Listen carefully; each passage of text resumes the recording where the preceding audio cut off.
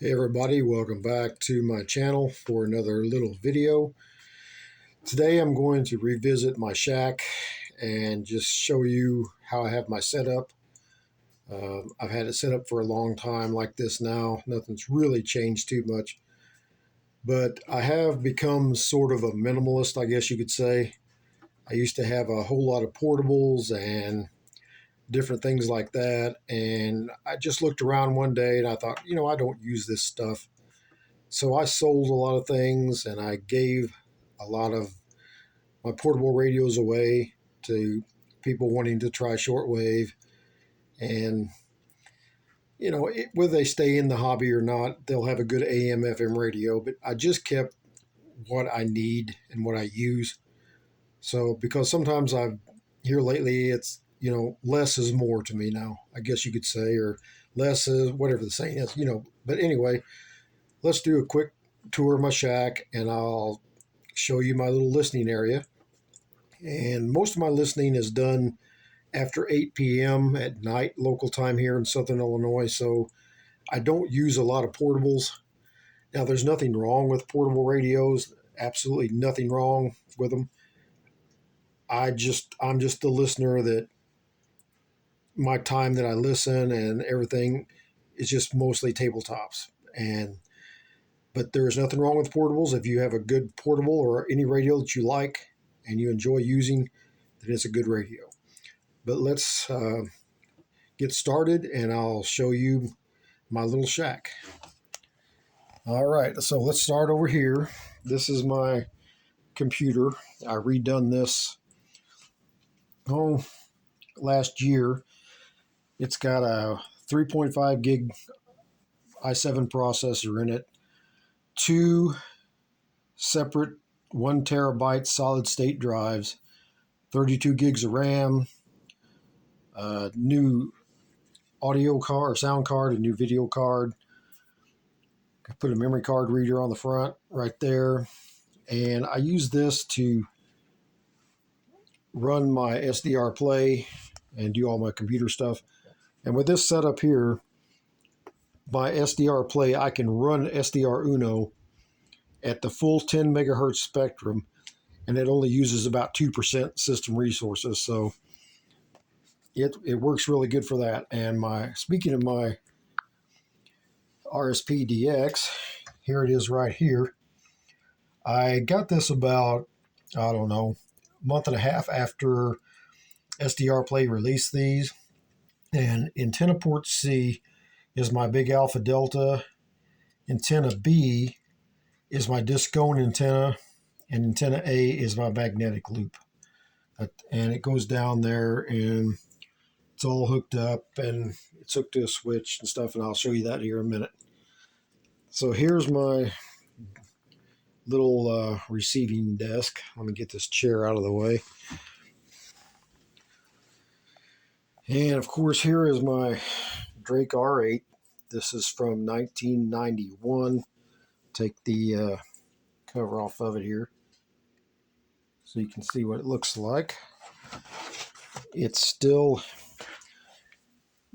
in mint condition, basically. Fall of 1991, so it's 31 years old now. Still works perfectly. This is a little remote control box that allows me to run my R8 by a remote control. I can tune it, turn it on, turn all the functions pretty much. Here's my UTC clock. This is local time on the left and UTC on the right. It is radio controlled. It's the MFJ 148RC, and it's 12/24 hour. You can set each clock independently. Like I said, it is radio controlled, so it keeps itself updated. Here is a PowerWorks SPS 30 DM power supply. I use that to run my Drake on. The Drake works really good, plugged into the wall, but running off its power supply keeps it a lot cooler because being 32 years old, I'm not sure how much high heat is going to hurt it now. This is a little power switch where I can kill the power to the Drake and still use the power supply for something else. Up here is stuff I really don't use right now. This is a Pyramid PS12KX. I think it's rated at 12 amps. I don't really use it because it's sort of flaky, I guess you could say. It'll run at 13.8, then all of a sudden it'll drop to 11, then it may go up to 15. And I haven't used it for a while, but I just set it up there because in case I need parts or something. This is a Ocean Digital internet radio that I used to use. I don't use it really now because I have a new model, but it works good. This is a frequency counter that I use to check the alignment on my ICOM 8600 and other things. I don't use it that much. That's why it's on the top shelf. In the box is a set of Bluetooth headphones. Sometimes I use that with my BHI box. Here is just a little cheap looking boom box, and when I say cheap, I mean cheap. It was like 20 bucks or something. Doesn't really work that well, but it plays music from memory card files, and FM works pretty good. The shortwave is not great, but it don't get used much, but just in case I want to take it out in the garage or something, I use it. This is an Astron SL15R power supply. This is what powers my ICOM 8600. Here's a little Radio Shack handheld scanner I got back in the 90s. It's a 50 channel, I believe. Still works good. I use that for when times we have severe weather, or if it's cool at night, I want to sit outside in the swing and listen to some of the police and fire and stuff, which are still available to hear around here. This is a little portable receiver I got for $5 at Menards one day. It was in a clearance thing, and it does work. Surprisingly, the shortwave works decent. FM and AM works decent, and it has a flashlight on the end of it. I thought, well, the flashlight's worth $5, so I got that. There's a power switch. I can turn the power off of my ICOM without turning the power supply off if I want to use it for something else. This is just drawers with different little things in it. This is a Ocean Digital portable radio I used to take out in the garage sometimes when I want to stream music or something, if I'm working on a car or doing something. Works really good. Here is an external speaker. This goes to my Uniden scanner. That's from the late 90s. Still works great. This is a Grundig Yacht Boy 500.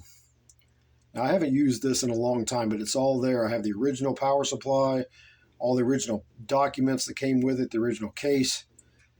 And I've had this since the 90s. I got this sent to me before they were even available in the U.S., and I had one.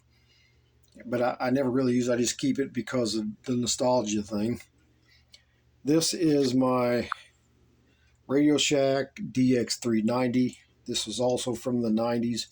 Got this new from my local Radio Shack when they were around. And I got this at a really good price because I used to do work for the manager and stuff, and I would always give him work at cost, and my labor went towards merchandise at Radio Shack, and that's how I used to get things really cheap. Worked out. Over here, this is a QJE power supply. These power supplies, they're switching power supplies, except for the Astron, but they are very quiet.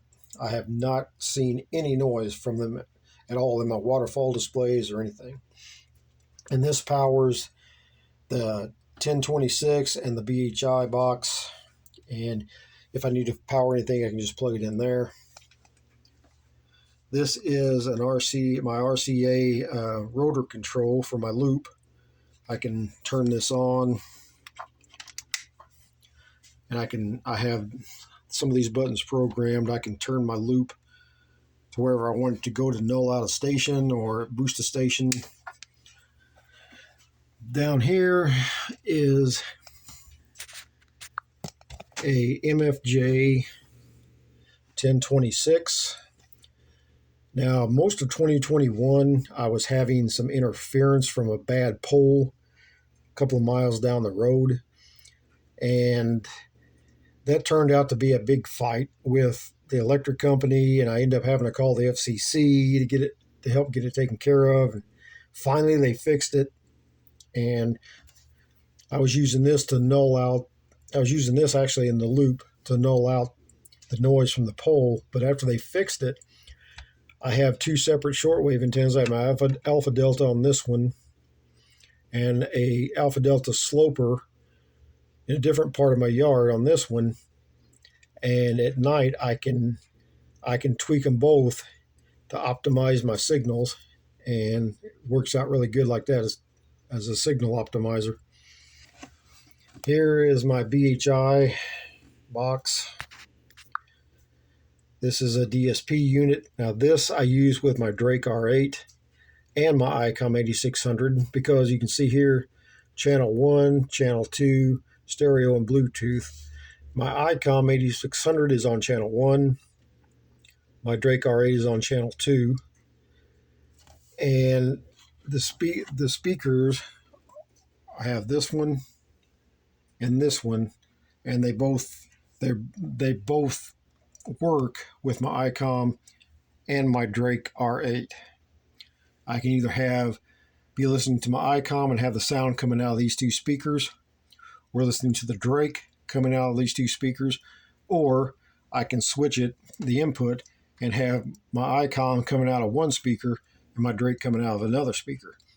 I can also select the Bluetooth function, and I can listen to my RSPDX on the computer through this via Bluetooth, or I can turn this into a Bluetooth speaker system. That's pretty cool. This is a GPS disciplined oscillator. I used to use this with my 8600 when I would do satellite work and stuff like that, and I got bored with it, so I just unhooked it, and now it sits on the shelf. This is an MFJ 616 speech intelligibility enhancer. I used that for a while before I got the BHI, and it just helped, on a station you're listening to. If it was very bassy, you could cut the bass back and everything, and it worked a lot. But then I got the BHI, and see, you have separate bass and treble. You can cut the frequencies, and this works a lot better than the speech intelligibility thing. Plus, you got your DSP here that's continuous. I got a little video on my channel showing this working if anybody's interested in seeing it. This is a little CLR DSP West Mountain radio. I used to use that before I got the BHI. Most of this stuff is the only thing hooked up here is the 1026 and the BHI on these shelves. That's the only thing that's hooked up, is that and that. The rest of these are just sitting there because I just didn't want to get rid of them yet, I just had them there. It looks good like that. Here's a cup my wife got me with my Drake and has my call sign on it. 70th anniversary from Universal Radio. And here's my ICOM 8600. Got this in August of 2019. Great radio, really, really nice radio. It's expensive, and would I buy it again now? Probably not. I would use my RSPDX, but I wanted an SDR that was standalone, and this works perfectly for me. It's really a nice receiver. And of course, we have an MFJ world clock here that just shows time zones and everything. You can select whatever time zone you want. So let's go down here underneath the desk. This is a switch right here that I can dipole and loop. This is for my ICOM 8600. This I can turn the loop and dipole for my Drake. This is a antenna switch for all my radios, my big Alpha Delta DX Ultra antennas coming in here, the input. Top one is my SAT 800, ICOM 8600, RSP DX, and the Drake. This down here is this is a high pass filter. Now I'm about 5 miles away from our local transmitting tower for our local medium wave AM station, which is WJPF in Heron. Now I have never had issues with AM breakthrough, except for the little Eton 750 I had about 5 years ago. It was horrible on it. That's why I put this in. But all my current receivers, I have no trouble with it.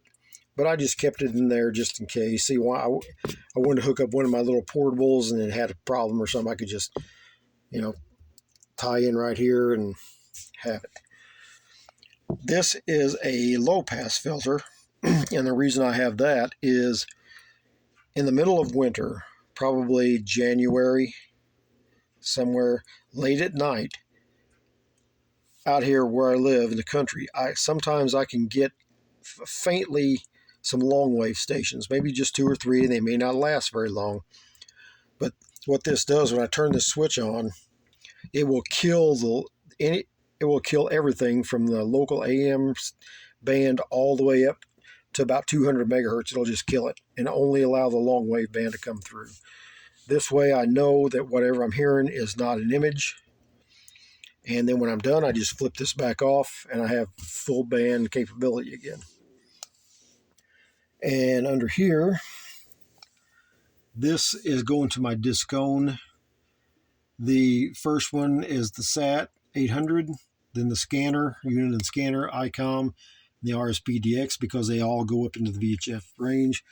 This is the bias T-box for my DXE RF Pro 1B magnetic loop. And whatever receiver I'm using, I just hook the coax to that and turn it on. And yeah, so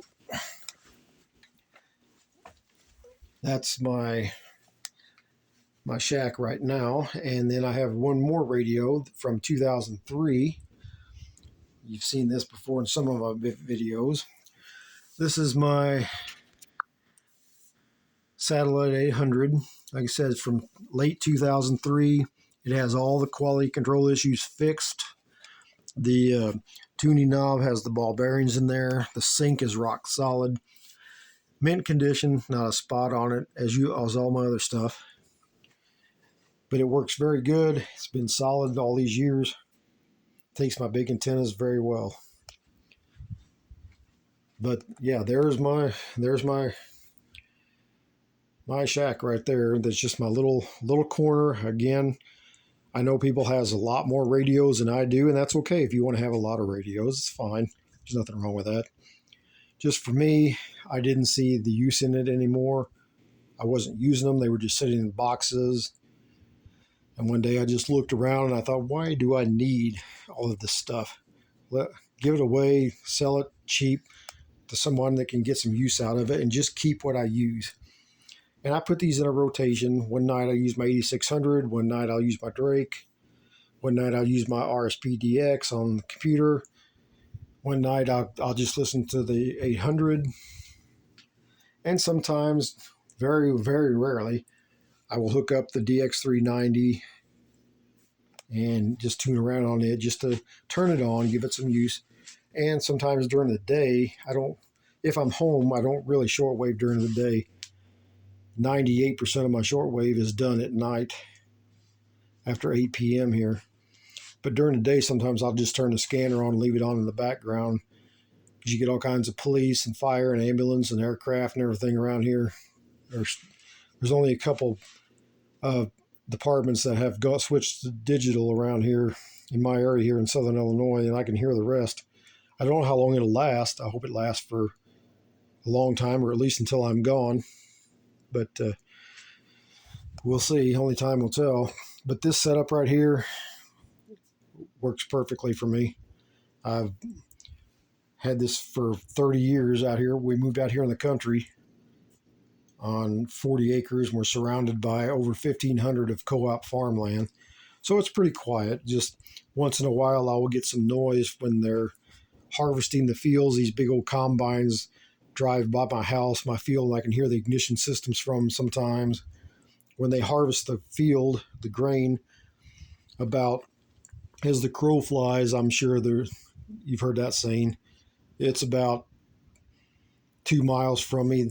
There's 6 big grain bins, and they have these big electric dryers on each one of them. And for about a week and a half, when they're harvesting, they run these big electric dryers during the day, and and sometimes early evening I can hear just a slight little bit of type of raspy buzzing noise, but it barely moves my needle. But then at night when they shut them down, it completely goes away. And then when they're not running the tractors and everything, it's all quiet. So I only have to deal with that a couple of times a year for a week or two, but it's not bad. I can still get all the real faint stations, and like I said, my noise level is about S1.5, maybe S2, and I hope it stays that way. I mean, I know noise will find me eventually, and if it does, after being in this for 30 plus years, actually I started with radio in 1976 when I was 10. But if something ever happened out here, they was to put a solar farm out here or whatever, and it caused a lot of noise.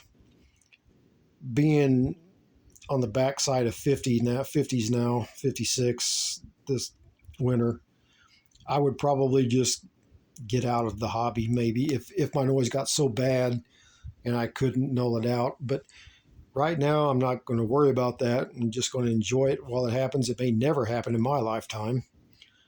And, but yeah, this is my setup. And one more radio. This is my new internet radio. This is the WR800D Ocean Digital. It's stereo and really nice. It's like 30,000 stations in there. And I have about 25 international broadcasters that also broadcast on shortwave in here. And then some that left shortwave is in here. Voice of Greece is in here. It's the exact same feed that I used to hear on shortwave. A lot of people say, oh no, once they leave shortwave, that's it. No, it's not. It's not it. Voice of Greece is on here. It's the exact same programs I used to listen to on the shortwave. Radio Australia is on here. That's the same programs I used to listen to on Australia because I've got recordings of it from the shortwave. It's the exact same feed. I've got other ones in here, and if the conditions are bad, wrong time of year, wrong time of day, and I want to hear the station, which is the goal for me is to hear the station. Sometimes I'll listen to it on this because that's the only choice I have at the moment.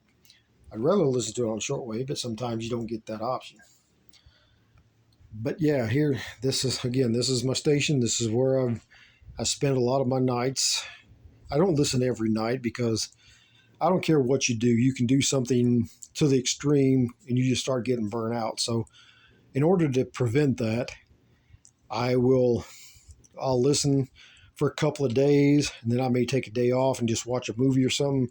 Then I'll come back and listen again, or something like that. But this is my little corner. It's simple, minimalistic, but it works very, very well, and it's very convenient for me. So thanks for watching this long-winded video, and I will see you guys the next time. Take care, everybody.